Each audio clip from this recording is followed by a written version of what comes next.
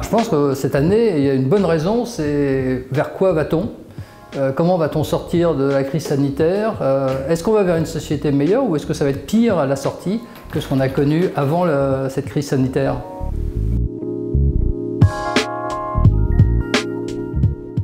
Des politiques qui paraissaient impossibles, des dépenses de l'État qui paraissaient inconsidérées, des aides versées à la fois aux ménages, aux entreprises, tout a été mis en place au moins pour essayer de sauver l'économie et la société aussi. Tout ça a été considéré comme des hérésies, ça a fonctionné et donc c'est extrêmement intéressant parce qu'une fois que la porte est ouverte, on peut maintenant se demander si on peut avancer, si on peut aller plus loin, puisque un certain nombre d'utopies sont peut-être des moyens de faire la société de demain.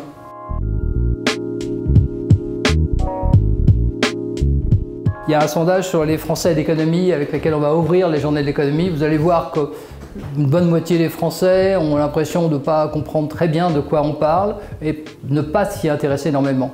Mais en fait, dès qu'on commence à parler de la vie quotidienne, si on dit l'économie, c'est le prix du plein d'essence, c'est l'évolution des loyers, c'est l'évolution du prix de la baguette, d'un seul coup là, le sujet économique devient quand même très vivant.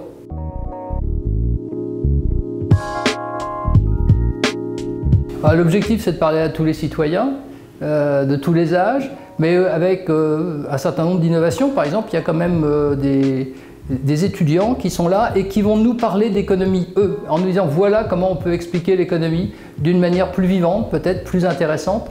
Donc j'espère que toutes les générations vont se rencontrer et vont pouvoir échanger pendant les journées de l'économie.